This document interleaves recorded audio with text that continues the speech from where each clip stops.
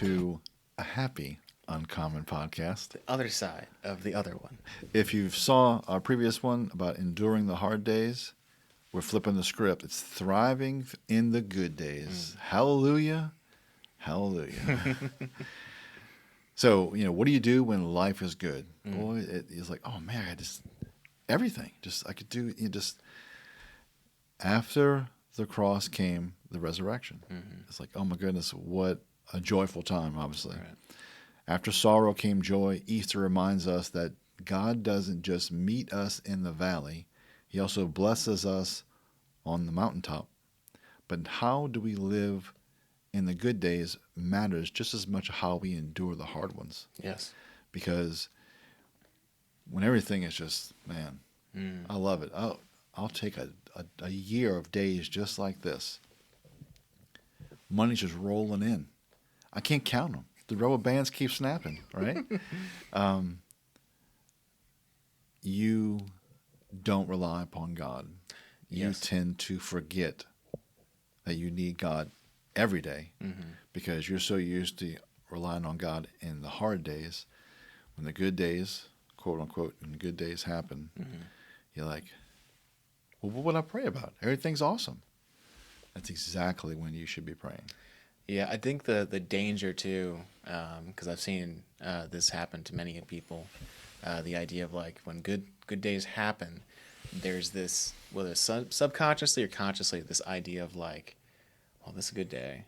That's me. That's me because I'm putting in the work at work. I'm making the money. I'm making the healthy choices, or we're doing X, Y, Z, and it's such a dangerous slope of like, if you attribute the good days to yourself, right, it becomes this like built on sand, right? This idea is like, if you do not give God the glory on the good days, you are not going to have a strong foundation for. I know we said a good podcast, but the bad days will come again. Correct. Kind of like a bad sequel to a movie. It's always going to come. Like Sharknado 7. There's only 6. Oh, 6. I watched.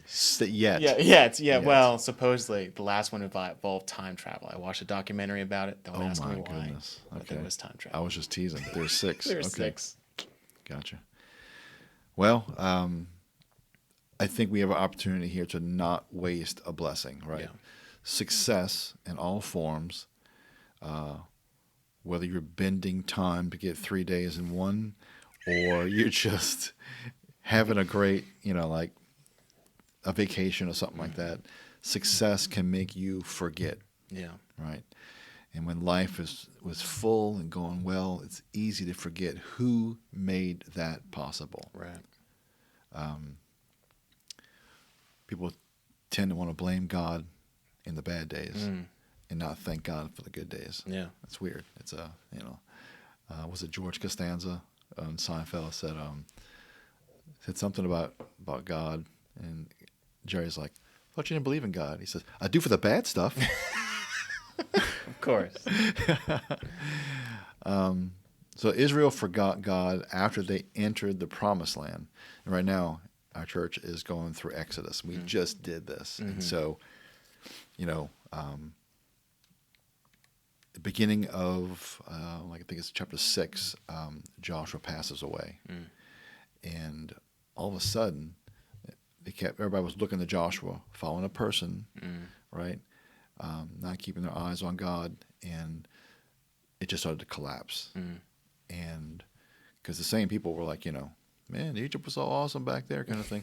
Some of that was still there. They were then exposed to things like other idols and that kind of stuff in that land.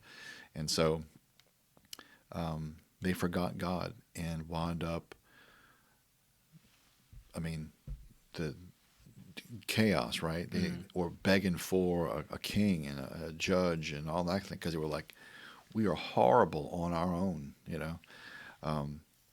and so that's at Deuteronomy 8:10-14 in case you want to read about that.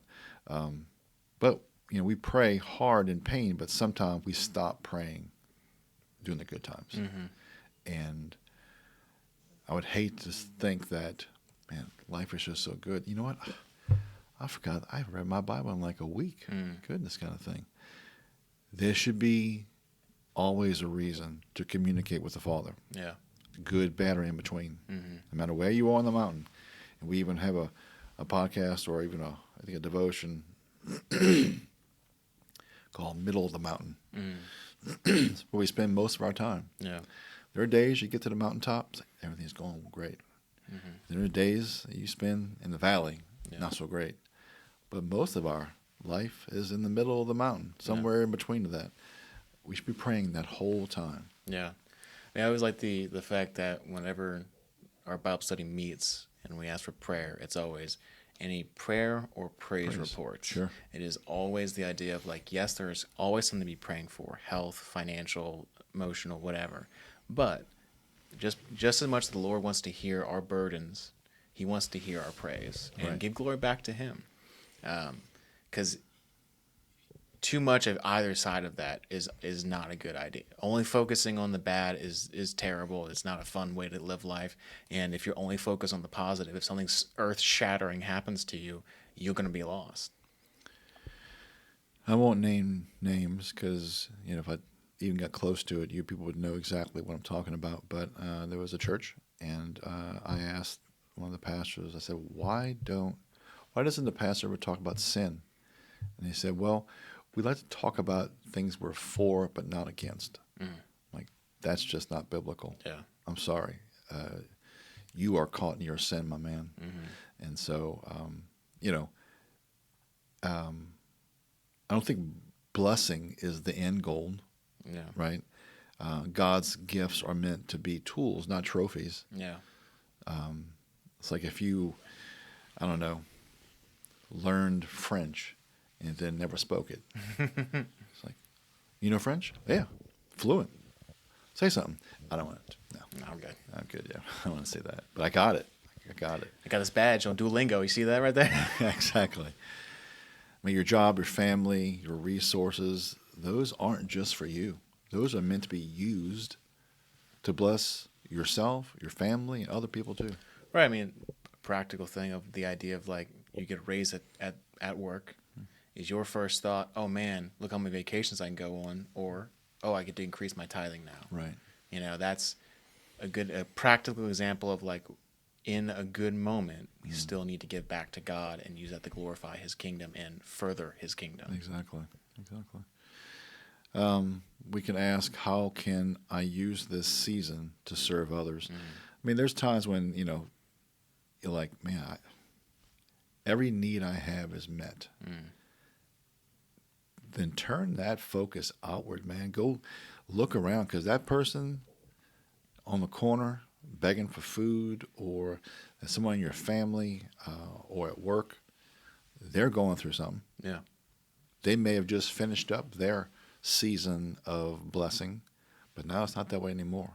So we have a tendency to really sleep on that kind of stuff. And man, when I retire with $3 million, I won't know which sports car to drive. It's a conundrum, really. So complacency is a real threat. The danger of ease is drifting, right? Yeah. And I watched my father-in-law. I mean, he had a somewhat labor-intensive job. So when he retired, his retirement was just like, I just don't want to work anymore. So there was no goals. So he would sit in front of a computer or at a table and play 5 hours of solitaire. I'd see him on a computer. He put away his cards of playing solitaire, and then go get on the computer and play digital solitaire for another couple hours. My hands get tired. Yeah, right. Let the computer work. I'm tired of it. But he would fall asleep in that chair, just slunched over, just in the middle of a game. Got to move that forward, right? And I would ask him, is there anything else you want to do in your retirement? Like start a new hobby or go someplace or whatever? No, not really. So you can see that complacency, boy, it's subtle, man. Yeah. You think, well, yeah, I've worked hard. I want to take it easy.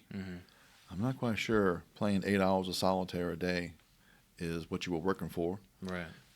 He was content with it, I guess, but that's not for everybody, obviously. Right. I mean, remove solitaire, put puzzles. I mean, people have different things, but you can just see that when we become complacent, no purpose, no goals, we drift. You know, it's kind of like we just kind of float along. Yeah. And you float just for a little bit. You can see, you get out in the water, and you just float against the current with the current. And you stand up after, like, say, 5 minutes. You realize, goodness, I'm 3 miles where I was. So complacency is real. No significant fall starts suddenly. It begins with a little bit of a compromise. And which is odd. I'm not quite sure I believe that statement because, you know, there are things that happen suddenly. But I think what we're talking about here is slowly drifting away from the need of God. Right. Well, because like for some, because we rely on God in the hard times, and we get to the good times and go, okay, I don't need you, Lord. I'm gonna put you back in my little box, shove you away, and then I'll I'll pull see you out during tax season. I'll pull out the Hawaii box and look at that for a little bit, kind of thing. That I can see being an idea of like it's the small drifting away of compromise of, well, you know, I was really diligent about my prayer time when I was going through that financial crisis of losing my job. But, you know, now that I have a job, you know what? I'm just going to sleep in the extra 5 minutes, or, you know, I need the time to go make myself a cup of coffee to go to the job, kind of thing.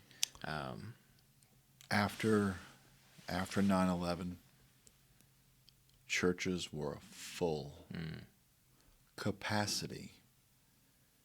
6 months after that, it dropped 30%, and it went back to normal by the end of the year. We know exactly what we're doing when it comes to needing God. We just choose to do it from a selfish perspective of, I'm in trouble, I need something, help me. Yeah. Well, now I don't because I'm good now, so I'll see you back when I need something. I mean, What kind of relationship is that? it's tech support. How often you call in tech support when you don't need problems fixed, huh?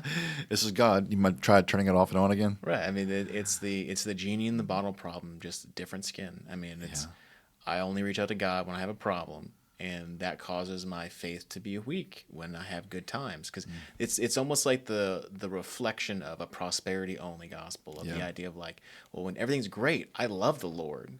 And when things are bad, well, why is this happening? I was told everything's going to be great. It's the opposite of that, of like, my faith is stronger when I'm going through hardships because I have to rely on God because I can't rely on myself for this. But as soon as good things happen, I don't know what to do. I can't rely on God, and I don't want to. Or the good thing, I'm trying to focus on that. It's really interesting to see how that dichotomy is like, it's the exact opposite frame. And at the end of the day, it's both those things at the same time of praying to God when it's a hard time and still praying to Him when things are good. Yeah, because I mean, we all have you should have a prayer list going, and even if you are having a great day or a season of health or whatever, you know someone's going through something. Yes, and so, and in keeping your spiritual edge sharp, even when nothing else feels urgent. You know, you made a good point about in the last segment of going to war. I'm sure at some point before they had boot camp, it went a little something like, okay, Johnny, take this spear, now run over there and fight that guy. And as soon as Johnny was stabbed to death, the person passing out weapons is like, you know what? Maybe we should train on this weapon before we send Billy over there. So let's, Johnny 2.0. Yeah, let's train a little bit. And so, you know, we should be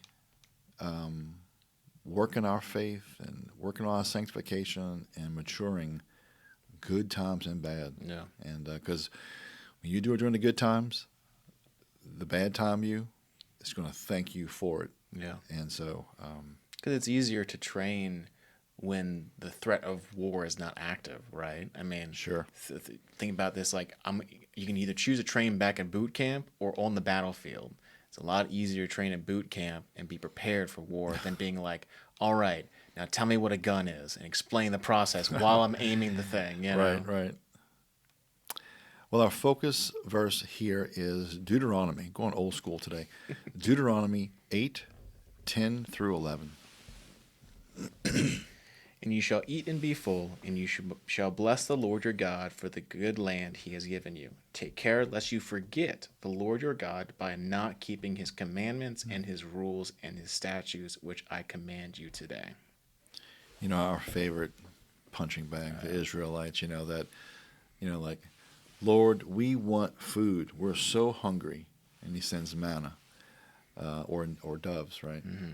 And by, like, I don't know, second, third day, to like, manna and doves again? Leftovers again? I can't stand this anymore. Where's my Hot Pocket at? And that's us. I mean, I'm not gonna be fake and say, oh, I would totally eat manna and doves every day. Mm-hmm. But the story is showing that they had a visible presence of God. Yeah.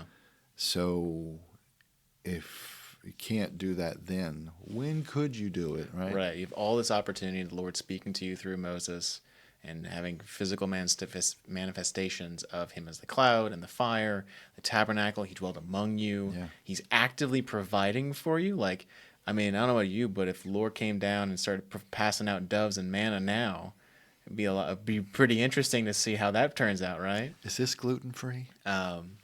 So I mean, the Israelites are always interesting because I view the Israelites a lot through this lens of how the Lord looks through us to a certain extent of like, we can look at the Israelites like, you dum-dums, what do you mean you want to go back to the Egypt and get whipped? Well, the food was better. And that's how the Lord looks at us like, Joshua, why are you running back to that coping mechanism, that person, that thing, when you know it's bad for you? You know what I have in store for you is better by like magnitudes, yet you keep running back to this thing over here. It's the exact same scenario. So I always joke about the punching bag of Israelites, but we are the Israelites. Sure. I mean, in my head, I always think of like,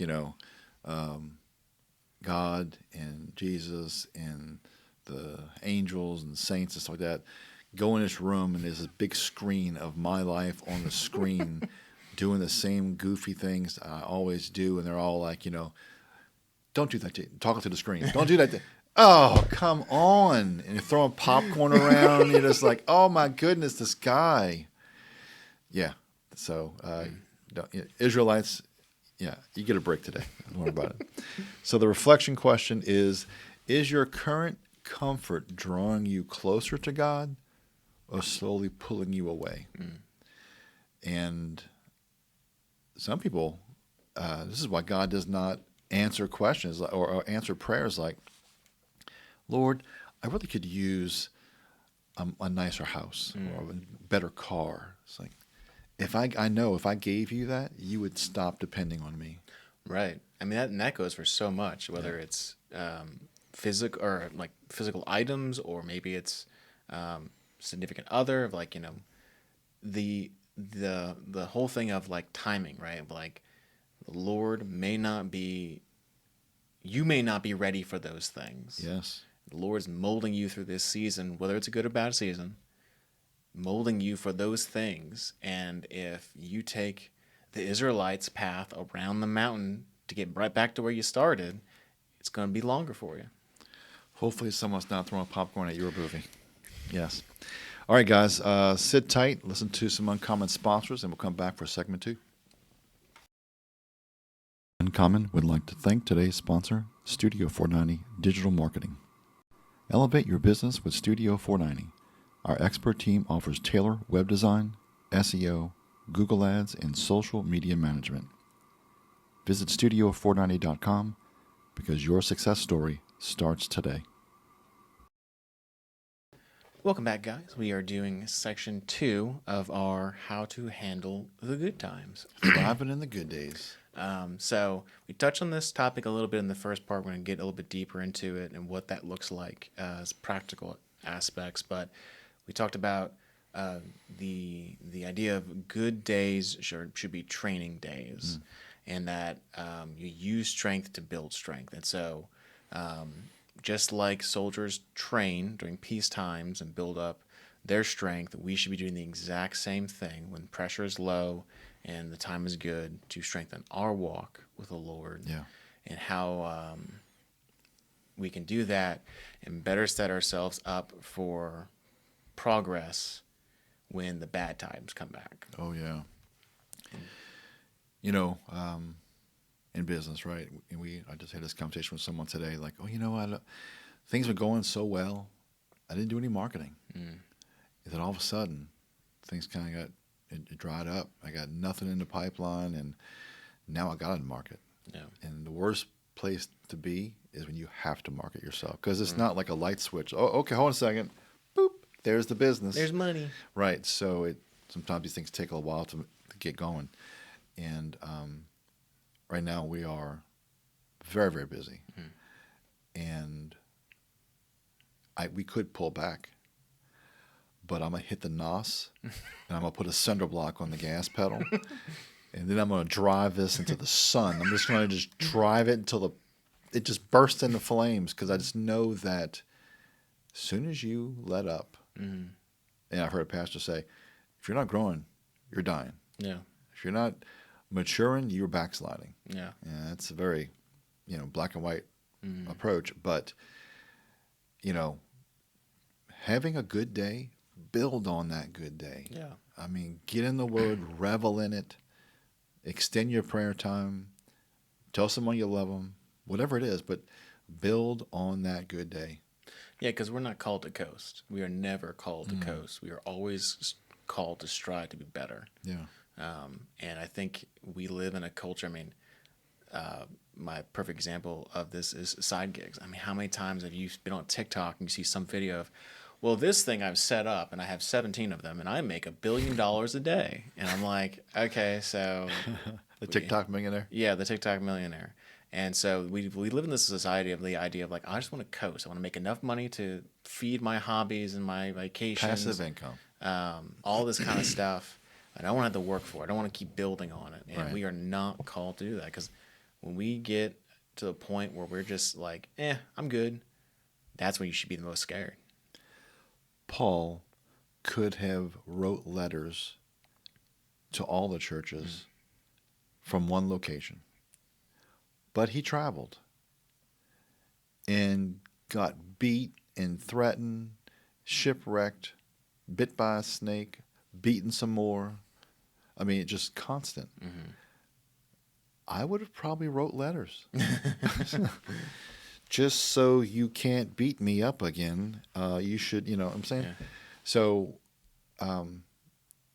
it's hard for people to, I think be consistent, because we get like, I've reached my goal. Great. Yeah. I lost all that weight.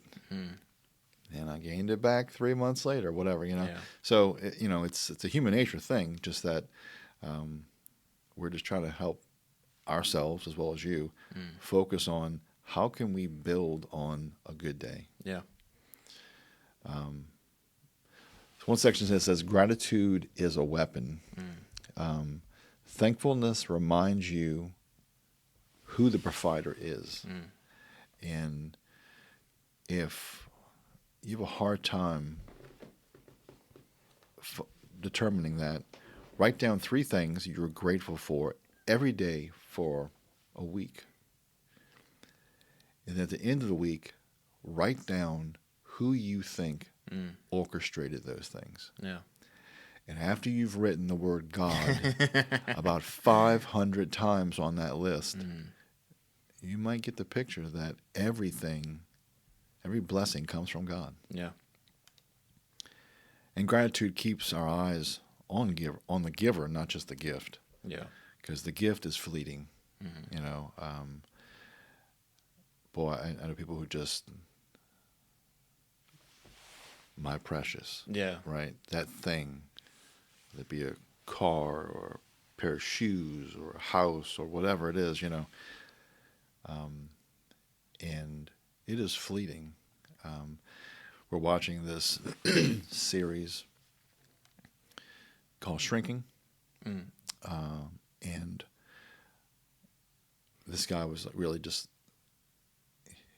he was really gotten hooked on helping people, and when he couldn't have a breakthrough with someone, it bothered him, you know. And the guy's like, you watch. He said, you're going to go chase down one of your patients, and you're going to give him some advice. You're going to have a little breakthrough, and you're going to smile. And that smile is going to fade about a minute after you smile, because you realize that it's fleeting. It's like, no way. And of course, it shows that later on, that while he's hugging that person, smiling, it fades before he even lets go of the hug. Yeah. And I think it's human nature to start to take things for granted, but sometimes we show up with that attitude, like, I take everything for granted. Yeah. What's the next thing I can get, someone do for me, achieve, whatever. Right. Yeah. Give while you have the margin to do so. When you're not drowning in a crisis, you've got room to help someone else. Yeah. We talked about this in the previous one about, you know, if you have all your needs met, look externally. Yeah. Whether that is financial, like we mentioned here, or maybe it is emotional. Maybe you have the emotional capacity to help someone through something. Sure. Maybe it's the physical labor of like, oh, I can go cut that person's grass while I have the capacity and they don't. There is always someone around you struggling while you are thriving. Yes. And it is our duty to bless them in our overflow while pointing them to God through that process. Yes. Because I think it's easy to be like, because I know some guys who love helping. They are the giver to the extent. Oh. But if you were just giving out of yourself and not following that up with, you know, oh, thank you so much for giving me X thing. You know, oh yeah, I thank the Lord that I was able to help you today. And if you're not pointing that back to God, that is a waste. And if you are doing it just to be seen, you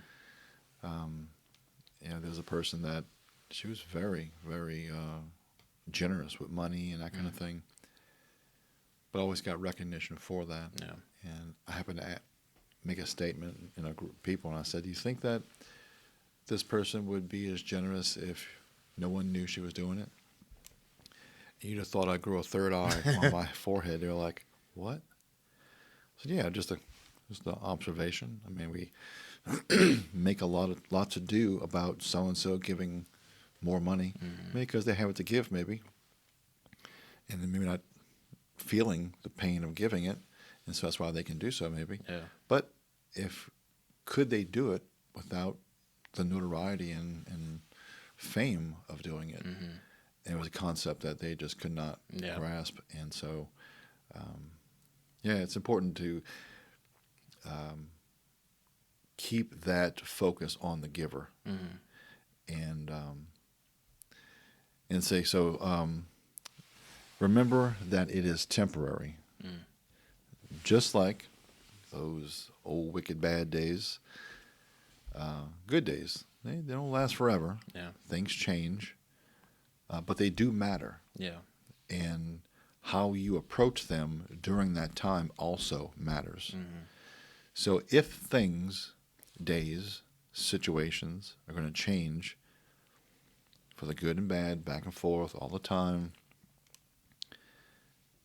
I think it'd be beneficial for myself to be anchored and even keeled as much as possible, grounded in Christ, so that, well, that boat just kind of bobs along with the waves, some big, some small, some calm, whatever, because otherwise I could see that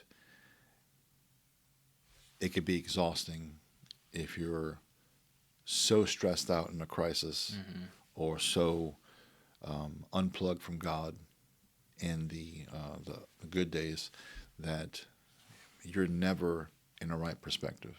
Right. Well, I mean, the same way that the Lord uses bad days to prepare us, God uses the good days to prepare us, just in different ways. Sure. And I think if we view them in that way, as these days are preparing me, whether they're good or bad or irrelevant, like God is always preparing me through this, I think it becomes a little bit easier to make sure that we are either glorifying him or relying on him in both those instances. Yeah, definitely. So our focus verse is 1 Chronicles 29:12-13. Both riches and honor come from you, and you rule over all.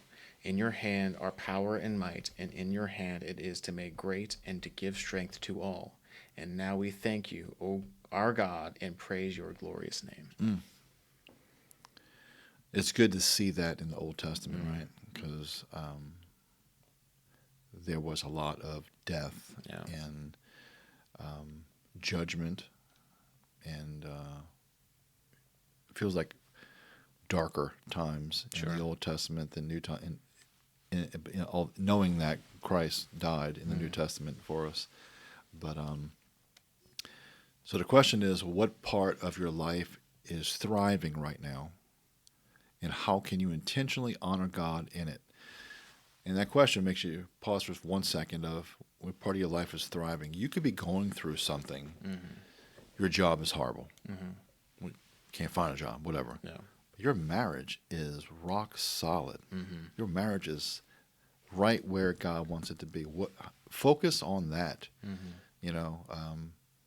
How you can honor God in that. Yeah. The chances of every aspect of our lives being great all at the same time, impossible. Yeah. It's impossible. There's just too many factors. Too many variables. Yeah. Yeah. So the challenge this week is make a good day's plan. Choose one spiritual habit, one person to bless, and one act of generosity. Don't wait for the hard times to seek God. Honor him while it is still easy. So, Joshua, hit him with it. If you're going to be something, be uncommon.